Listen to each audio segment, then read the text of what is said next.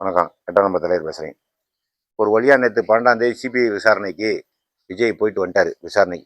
அப்போ எல்லா யூடியூப்காரர் என்ன சொன்னாங்கன்னா 12ஆம் தேதி ஆளை உட்கார வச்சிருவாங்க, இன்னி விட போகிறது இல்லை அப்படின்னு எல்லா யூடியூப்காரங்கன்னு சொன்னாங்க. நான் ஏற்கனவே சொல்லியிருந்தேன், யூடியூப்லாம் பார்க்காதீங்க எல்லாருமே அப்படின்னு நான் சொல்லியிருந்தேன். செய்தியை கேட்டுங்கன்னா செய்தியோட கேட்டுங்க, ஏன் யூடியூப்பையும் பார்க்காதீங்க.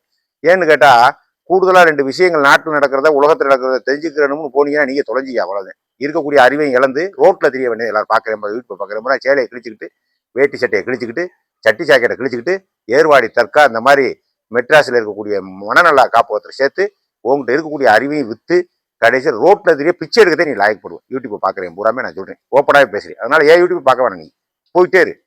உடனே அவரை விசாரணை கூப்பிட்டாங்க. விசாரணை கூப்பிட்டு உட்கார வச்சிருவாங்கன்னு சொன்னாங்க. நான் இதை பற்றி கருத்தே சொல்லலை. என்ன காரணம் கருத்து சொல்லலைன்னா, அந்த விசாரணை என்ன எப்படி போகணும்னு எனக்கு ஏற்கனவே தெரியும். எடுத்தவொடனே என்ன கேட்டாங்கன்னு நினைக்கிறீங்க சொல்கிற புழுவெல்லாம் கிடையாது. எடுத்தவொடனே 2 பேச்சு தான் பேசினாங்க. ஒரே பேச்சு தான், உங்கள் பேர் என்ன, அவ்வளோதான். என் பேர் விஜய். விஜயா ஜோசப் விஜயா எப்படி வேணாலும் வச்சுக்கோங்க, ஜோசப் விஜய் விஜய் ரைட்டு. உங்கள் அப்பா பேர் சந்திரசேகர். என்ன தொழில் பார்க்குறீங்க? சினிமா. அவர் டைரக்டர், நான் சினிமா. சரி, கட்சி எப்படி தொடங்குனீங்க, எப்போ தொடங்குனீங்க? நான் 3-4 வருஷத்துக்கு முன்னாடி தொடங்கி. சரி, கட்சி தொடங்கி எத்தனை உறுப்பினர் கட்சியில் இருக்காங்க? ஒரு 60 லட்சத்துலேருந்து 70 லட்சம் வரைக்கும் இருக்காங்க, இருக்கலாம். ரைட், அதுவும் ஒரு பாயிண்டாக கொடுத்துக்கிட்டாங்க. இது வரைக்கும் எத்தனை பொதுக்கூட்டம் நடத்திருக்கீங்க, எத்தனை மேடை கூட்டம் நடத்திருக்கீங்க அப்படின்னு கேட்க. முதல்ல ஒரு மாநாடு போட்டிருக்கீங்க, விக்ரமண்டில் ஒரு மாநாடு போட்டிருக்கீங்க, 2 மாநாடு போட்டிருக்கீங்க. சரி, ரைட்டு. அப்போ வேற ஏதாவது அசம்பாவிதம் நடந்துச்சா? எவ்வளோ கூட்டம் வரும்னு உங்களுக்கு ஏற்கனவே முன்ன பின்ன அனுமதி கொடுத்துருந்தீங்களா, கேட்டிருந்தீங்களா? அதில் நீங்கள் போட்டுக்கக்கூடிய கணக்குப்படி வந்துச்சா, கணக்கு கூட வந்துச்சா கூட்டம் அப்படின்னு கேட்டிருக்காங்க. இல்லை, நாங்கள் போட்ட கணக்குப்படி தான் வந்துச்சு, இல்லை குறைச்சி வந்துச்சு அப்படின்னு 2 விதமாக சொல்லியிருக்காரு அவர். சரி, ரைட்டு. இப்போ இந்த ரோடு ஷோன்னு சொல்றீங்கல்ல, அதில் 20,000 பேர் வரைக்கும் மேலே வருவாங்கன்னு சொல்லியிருந்தீங்க.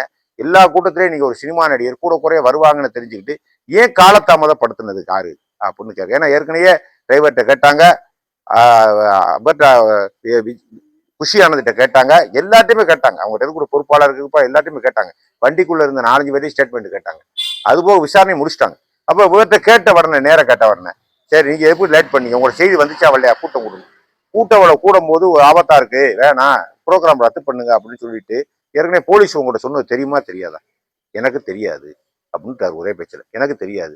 சரி, தெரியாதுன்னு சொன்னா அந்த கூட்டத்தில் அவ்வளவு கூட்டத்தில் போகும்போது நீங்க முன்னாடியே பார்த்துட்டவன போலீஸ் சொன்னதே சரி அப்படின்னு பக்கத்தில் இருக்கவங்க சொன்னா கூட்டத்தை நிப்பாட்டி இருக்க வேண்டியான, பேச்சை நிப்பாட்டி இருக்க வேண்டியான, ஏன் நீங்க பேசுனீங்க அப்படின்னு அடுத்த கட்டத்துக்கு வேலை போறாங்க. திருப்பி ஒரு 70-80 கேள்விக்குள்ள மடக்கி கேட்டு எங்கனையா ஒரு இடத்துல பாயிண்ட் திருப்பி இன்னொரு தடவை கூப்பிடுவாங்க. 19 திருப்பி கூப்பிடுவாங்க. திருப்பி இதே கேள்வி தான் கேட்பாங்க. இதே கேள்வி கேட்பா கூட 1-2 கேள்வியை கேட்பாங்க. 1ஆம் நம்பர்ல 28 விடுவாங்க, 28 தூக்கி 70 விடுவாங்க, 60 தூக்கி போடுவாங்க. சும்மா சிம்பிளான கேள்வி தான் கேட்பாங்க. ஒன்றும் பெருசாலாம் கேள்வியெல்லாம் கேட்க மாட்டேன். இவன் சொன்ன மாதிரி சிபிஐனா உட்கார வச்சிருவேன், தளத்தோட உரிச்சிருவேன், சட்டையை போட்டு இருத்துருவேன், நிர்வாணமா உட்கார வச்சு அடிப்பேன். இதெல்லாம் முடியாது. இதெல்லாம் சாதாரண விஷயம் இல்லை. இதெல்லாம் ஒருத்தர் அடிக்கிறதுக்கு ஒருத்தர் பிடிக்கிறதுலாம் லேசான விஷயமா? அதெல்லாம் முடியாது. விசாரணை நடந்துகிட்டு இருக்கு. 41 பேர் எப்படி இருந்தால் 2வது கோர்ட்டு கண்காணிக்குது. நீங்க ஒன்றும் கண்காணிக்க, மத்திய சர்க்காரத்தை வந்து விசாரணைக்கு போடல, கோர்ட்டு இது நேரடியாக கண்காணிக்குது. விசாரணை தப்பு இருந்துச்சு, ரைட் வச்சு 2 கோர்ட்ல போய் முறையிட்டு வாங்க. அதோட சிபிஐ போச்சு கிழிஞ்சுவோம். அப்படித்தான் நடந்துகிட்டு இருக்கு. இப்போ சிபிஐ வழக்கு மேலாம் சிபிஐ எந்த வழக்கில் நீ தண்டனை வாங்கி கொடுத்துருக்க? ஏற்கனவே சிபிஐ போய் இப்போ எங்கே போய் நிற்குது? இப்போ தமிழ்நாடு எஃப்ஐஆர்லே விஜய் பேர் கிடையாது. என்ன காரணம்? அவரை சேர்க்கறதுக்கு வாய்ப்பு இல்லையா, இல்லை அரசியல் இருக்கா, இல்லை இவரை காப்பாற்றணும் திமுக நினைச்சு இவரை விட்டாங்களா, இல்லை இவரை சேர்க்கணும்னு இனிமேத்தே நினைக்கிறாங்களா பிஜேபி சர்க்கார் அப்படிங்கிறது போகத்தான் தெரியும். ஏன்னா என்ன விசாரணை முடியலை, இனிமேத்தான் தெரியும். அவர் போயிட்டு வர்றதுக்கே செலவே 40 லட்சம் ரூபாயும். அவர் போயிட்டு இங்கே விசாரணை வந்து திருப்பி வந்து இறங்குறதுக்கு 40 லட்சம் ரூபா விமான டிக்கெட் மட்டும், மற்ற போக்குவரத்தெல்லாம் வேற. அதுக்கு இடையில இப்போ என்ன செய்யறாங்கன்னா, அவர் ஒரு தரையில உட்கார வச்சு விசாரிச்சாரு, சாதாரண சாப்பாடு கூட போகுது அப்படின்னு இவங்களா 2 புடுவுறாங்க. அவை சிபிஐ தரப்புல இருந்து எதையும் பேசக்கூடாது. இவங்களாத்தையும் பூரா அள்ளி விடுறது யாரு? விஜய் தரப்புல இருந்தோம், அந்த எதிர்கட்சிக்காரன் தரப்புல இருந்தோம்.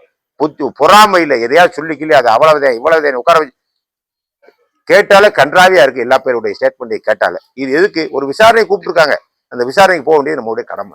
அது இருக்கா இல்லையா, இல்லை ஏதாச்சும் நடந்துச்சா, இல்லை திட்டம் போட்டு நடந்துச்சா, இல்லை விஷயத்தை லேட் பண்ணிட்டே நடத்தினாரா, இல்லை விஷயக்கு தெரியாதுன்னு சொல்றாங்களே, இது தெரியாம எப்படி இருக்கும்? விஷயக்கு போலீஸுடைய கவனமே அதுதான், எஸ்பிஐடைய கவனமே அதுதான். உங்களுக்கு எப்படி தெரியாம இருக்கும்? இப்படியெல்லாம் போட்டு அந்த விசாரணையுடைய பிரச்சனை ஓடிக்கிட்டு இருக்க ஒழிய மற்றபடி விஷயம் உட்கார வைக்கணுங்கிறது. ஆனா விசாரிச்சு தீர்க்க முடிஞ்சு அவர் சேர்க்கிறதா சேர்க்க வேணாமா?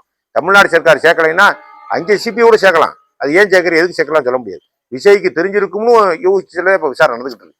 அதனால எது எப்படி இருந்தாலும் சரிதான், விசாரணை முடிஞ்சாதான் ஒரு விஷயத்தை நல்லது கெட்டதை பேச முடியுமா ஒழிய விசாரிக்கிறதுக்கு முன்னாடியே இந்த யூடியூப்காரன் புழுவுறது மாதிரி புழுவக்கூடாது.